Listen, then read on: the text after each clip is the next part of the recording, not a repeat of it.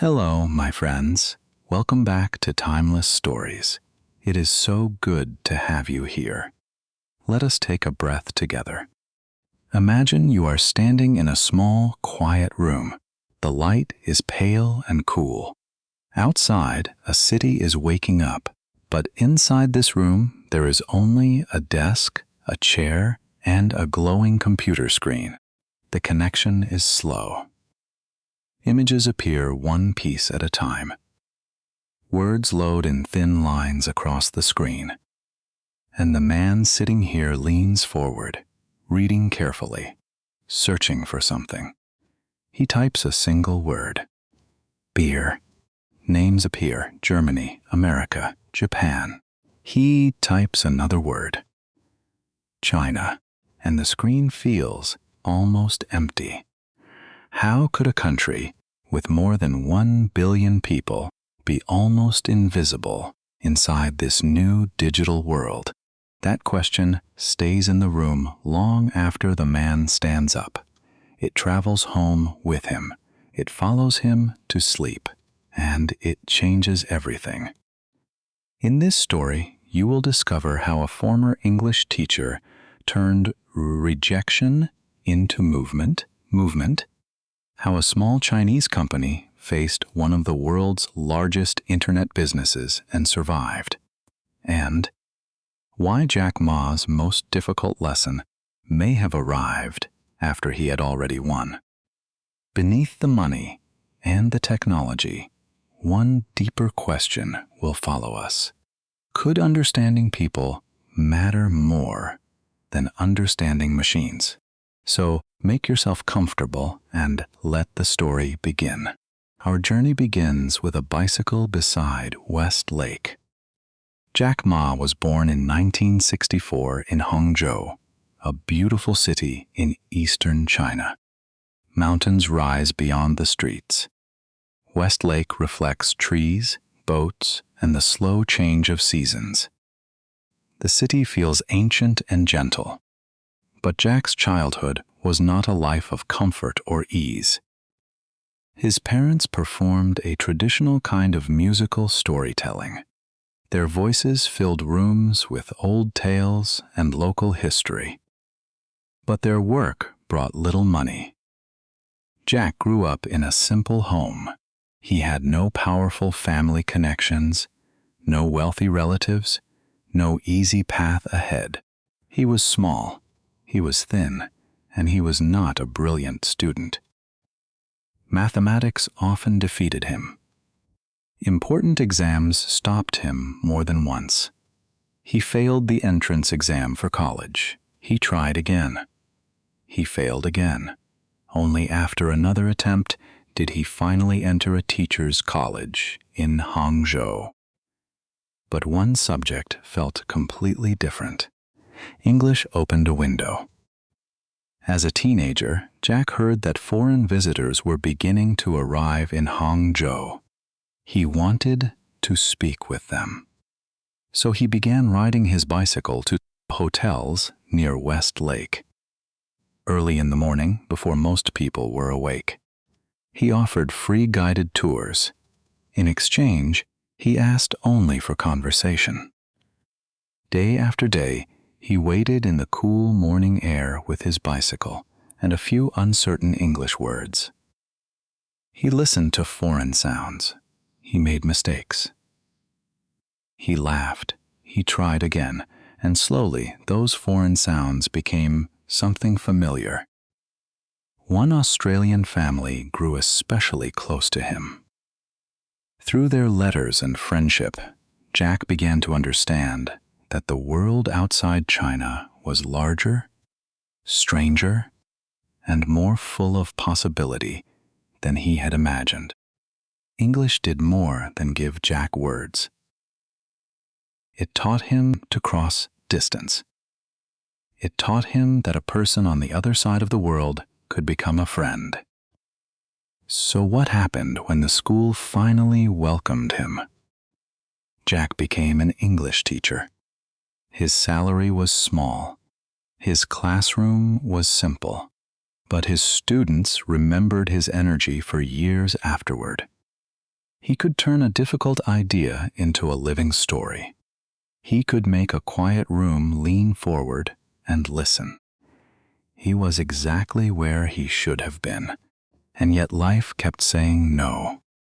After teaching, Jack began applying for other kinds of work. He wanted to grow. He wanted to build something. The doors stayed closed. He failed application after application. He tried for management positions and was turned away. He tried for sales positions and was turned away. He tried for jobs that seemed simple, and the answer was still no. Jack later told the story of a KFC restaurant that opened in Hangzhou. Fast food was new and exciting. 24 people applied for jobs. 23 of them received positions. He was the only one rejected. Another person might have buried that memory. Jack repeated it for years, not because the pain was pleasant, but because it had become part of his education. Each closed door taught him something that no classroom had offered. Shame could pass. Failure could be survived. A person could hear the word no and still wake up the next morning. They could eat breakfast, put on their shoes, and walk back into the world. That is a kind of strength that cannot be taught in a lecture. But the story did not end beside Westlake. A different kind of door was waiting, and it lived inside a glowing screen. In 1995, Jack traveled to the United States for a business trip. He was 30 years old. He had never used the internet before. A friend showed him how it worked. Jack sat at a computer and searched for simple things. He searched for words he knew. He looked for information about his country, and what he found was that strange, echoing silence. A country of more than 1 billion people. Ancient cities, thousands of years of history, one of the largest economies in the world, and almost nothing on the screen. He returned home carrying an idea that would not leave him. Chinese companies needed a place online. Together with his wife and a trusted friend, Jack started a small business called China Pages. The idea was straightforward. They would create simple websites for local Chinese companies. Foreign customers could then discover Chinese hotels, factories, and products through a computer screen. The idea sounded clear to Jack. To many people around him, it sounded impossible. Internet connections were painfully slow. Many business owners had never visited a website. Some asked why a customer in another country would ever trust information they found on a screen. Others did not understand why any of it mattered. Jack could show them the technology. He could not yet give them confidence. China Pages struggled. The market was not ready. The business failed to become what Jack had imagined. Yet, failure, as always, brought a lesson worth keeping. A new tool does not change society by itself. People must understand it. Then they must believe it is safe. Only after that will they use it, and only after they use it will they trust it. Jack left the company behind. But the empty screen stayed with him. 4 years later, the idea would return, and this time it would return inside a crowded apartment. It is 1999. Jack is 35 years old. He has failed more times than he can easily count. 17 friends and colleagues gather inside his home in Hangzhou. The apartment is small. There is no grand office. No line of investors waits outside. No impressive machine stands in the corner. There are only people, cups of tea, nervous faces, and Jack's voice. He describes a vision, an online market for small Chinese businesses. A workshop making buttons could find a clothing company overseas. A family factory could reach buyers beyond its own province. A seller without a famous name could still be seen, still be heard, still compete. Jack asks the group to build it with him. They say yes. Together, they collect their savings. They create a company. Jack chooses its name carefully. He calls it Alibaba. He chooses this name because people in many countries recognize the old story of Alibaba, a tale from ancient Persia and Arabia. In that story, the words "Open Sesame" reveal the entrance to a cave filled with hidden treasure. For Jack, the treasure is not gold. It is access. He wants to open a door for small businesses that have always stood outside the global market. He wants them to be found. Alibaba's early days are uncertain and often frightening. The company has few resources and no clear path to profit. Jack is not a programmer, and he never pretends to be one. His strength comes from somewhere else entirely. He understands how fear sounds. He knows why a small business owner might hesitate. He knows how rejection feels in the stomach. He knows how to explain a complicated future using ordinary words that ordinary people can trust. Engineers build the platform. Jack builds belief around it. He tells his team that customers should come first, employees second, and investors third. It is an unusual order in a world where money so often speaks first and loudest. But Jack believes that without useful service, money will eventually disappear. Slowly, the company attracts sellers. It attracts investors. Goldman Sachs invests several $1 million. Then, Masayoshi Son, a famous Japanese technology investor at a company called SoftBank, meets Jack and makes a much larger investment. The money gives the young company time. But time soon brings a dangerous visitor. If you enjoy calm journeys through history, courage, and human change, consider subscribing to Timeless Stories. New stories arrive every week. In the early 2000s, eBay enters China. eBay is one of the most powerful internet companies in the world. It runs online auctions and markets. It has global fame, deep financial power, and enormous experience. It buys EachNet, a major Chinese online marketplace, and many observers believe that Alibaba has no chance. Jack does not try to become a smaller eBay. He asks a different question. What do Chinese users need in order to trust online shopping? The answer becomes Taobao. Alibaba launches Taobao in 2003. The name is a Chinese phrase that suggests searching for treasure.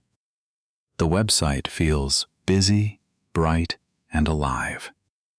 It looks less like a formal auction room and more like a crowded, friendly local market.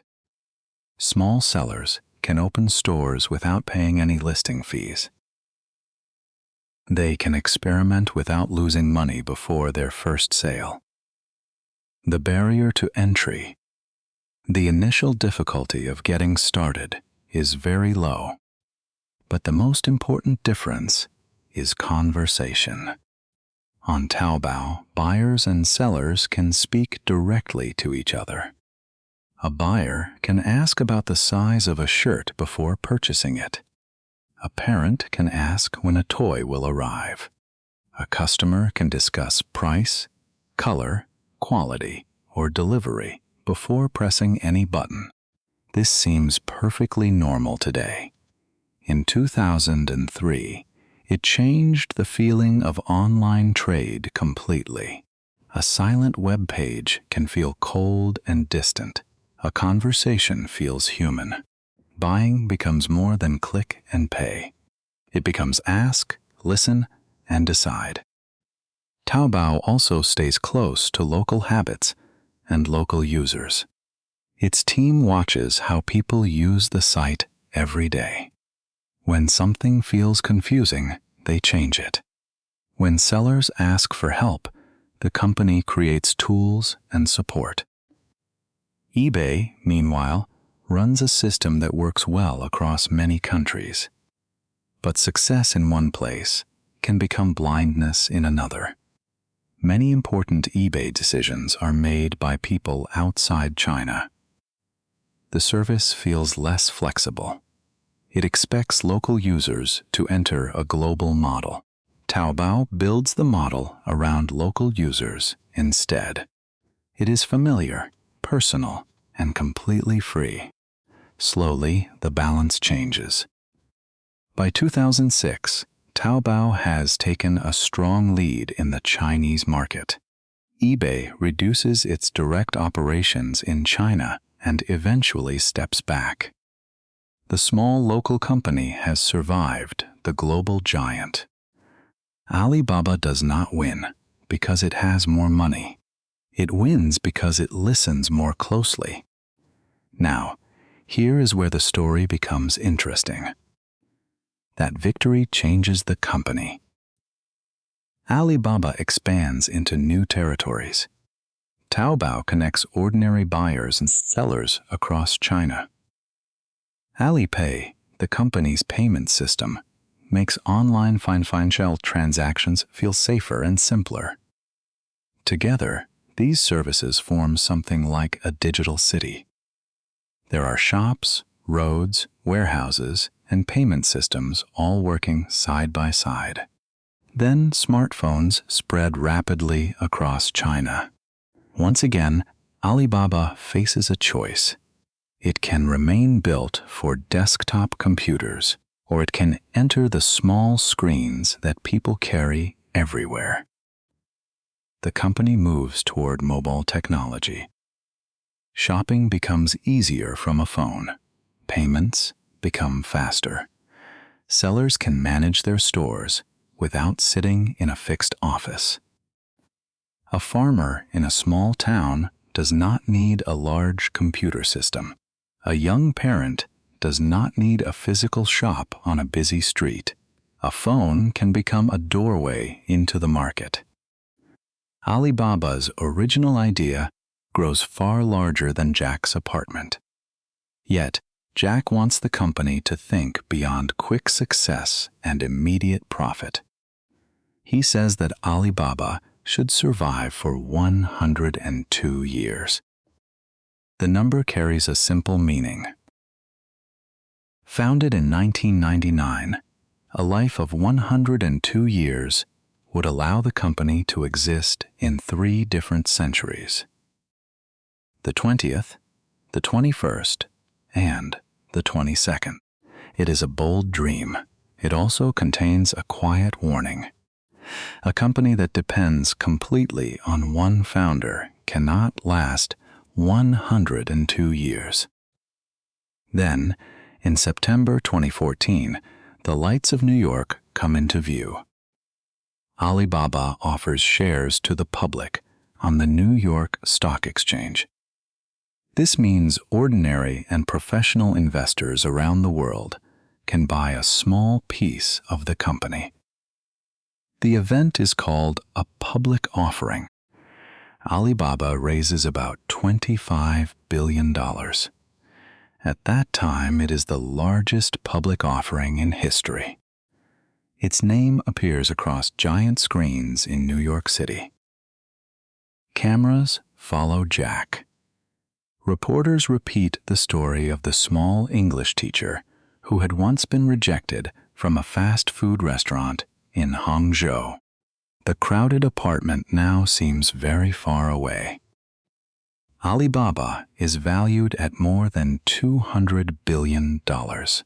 Jack Ma becomes one of the world's most recognized business figures. He speaks at international conferences. Young entrepreneurs travel great distances to hear him. He meets presidents, investors, and founders of other global companies. Yet he often returns in his speeches to failure. He talks about bad exam results. He talks about lost opportunities. He reminds people that he did not begin as the smartest or strongest person in any room. His story gives hope precisely because it does not begin with perfection. But success changes the weight of every decision. And the story did not end there. Alibaba is no longer a small company protecting ordinary sellers from a giant. It has become a giant itself. Hundreds of millions of people use its services. Businesses depend on its marketplaces. Money moves through its payment systems. Its decisions can help or hurt sellers across an entire country. Power creates new questions. Could one company control too much of the digital market? Could sellers freely move to other platforms? Who should protect customers when technology moves faster than existing rules? The company that once asked people to trust it now has to prove every single day that it deserves that trust. In October 2020, Jack speaks at a large financial conference in Shanghai. He criticizes parts of China's banking and regulatory system. Regulators are officials who create and enforce rules for industries. They decide what companies can and cannot do. Jack argues that old financial methods could slow down innovation. That is, slow down the creation of new and better services and make it harder for smaller businesses to receive the support they need. Some listeners hear courage. Others hear a powerful businessman challenging the people who hold authority over his industry. At the same time, Ant Group, the financial company connected to Alipay, is preparing to sell shares in Shanghai and Hong Kong. It expects to raise more than $34 billion. It will be among the largest public offerings in history. Then, only days before the planned sale, Chinese authorities stop it. The decision shocks investors around the world. Officials require Ant Group to change parts of its business model and follow stricter financial rules. Regulators also begin investigating Alibaba's market practices more closely. In 2021, Chinese authorities fine Alibaba approximately $2.8 billion for breaking competition rules. The company's value falls. Investors grow nervous. Jack disappears from major public events for a period of time. The man who had once opened doors with his voice becomes unusually quiet. It is tempting to tell this chapter as a simple story, a punishment or an act of courage or a misuse of power. The truth is more difficult than any of those versions. Alibaba had created genuine opportunity for millions of people. It had also grown powerful enough to shape the choices available to those same people. Both things can be true at exactly the same time. Jack had spent years leading his company through growth. Now he faces a problem that growth alone cannot solve. How does a founder step away from the world he created? He becomes less visible in the months and years that follow. He spends more time supporting education in rural areas, helping village teachers, exploring agricultural projects, and contributing to charitable work. New leaders take greater responsibility inside Alibaba. Some people see his silence as defeat. Others see the weight of government pressure. Still, others see a founder, slowly accepting that his company must continue growing without needing his voice at the center of everything. Perhaps all three views contain part of the picture. What matters for our journey is the change itself. In the beginning, Jack's voice gives Alibaba its life. At the end, the company needs space beyond that voice to become what it was always meant to be. Alibaba also begins changing its structure and speaking differently about its goals. It focuses again on useful services for small sellers, cloud technology, international markets, and the new possibilities of artificial intelligence. Artificial intelligence, sometimes called AI, refers to computer systems that can learn, reason, and perform tasks that usually require human thinking. But its future no longer depends only on invention. It depends on responsibility. The same lesson that helped Taobao survive, eBay returns in a new form. Listen to the people around you. Listen to customers. Listen to workers. Listen to communities.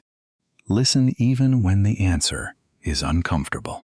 Alibaba's greatest legacy may not be one website or one record-breaking public offering. A legacy is what a person or company leaves behind, the lasting effect of everything they built and did.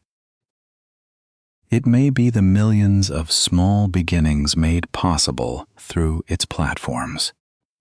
Somewhere, a farmer photographs fresh fruit and offers it to buyers beyond the village. In a quiet apartment, a mother finishes handmade bags after her children fall asleep. A student opens a tiny online store with one product and a phone. None of them begins with a tower, a warehouse, or a team of investors. They begin with what they have. Behind Alibaba's enormous numbers are moments too small for any financial report. A first message from a customer. A first payment received. A package placed carefully beside a door. A person looking at a screen and thinking, perhaps this can work. Jack Ma began in a similar way. He did not see a complete empire in 1995. He saw an empty search result. Then he asked what might belong there. Perhaps Jack Ma's hardest lesson was not how to open a door. It was learning that he could not control everything that entered through it. Moving forward can be brave. Letting go can be brave too. And that is exactly what you are practicing every time you sit with a new language. You cannot control every word. You cannot force fluency to arrive on a schedule. But you can keep showing up, keep listening, keep asking. Like Jack's first search on an unfamiliar screen, your journey does not need to begin with perfect knowledge. It only needs curiosity, patience, and the quiet courage to continue. Somewhere ahead, a sentence is waiting for you, like a small light on a dark screen. Which part of Jack Ma's journey stayed with you most? The years of rejection, the battle with eBay, or the moment he stepped quietly away? Share your answer in the comments below. If these calm stories help your English grow, subscribe to Timeless Stories and join us every week. Thank you for listening. I will see you in the next story.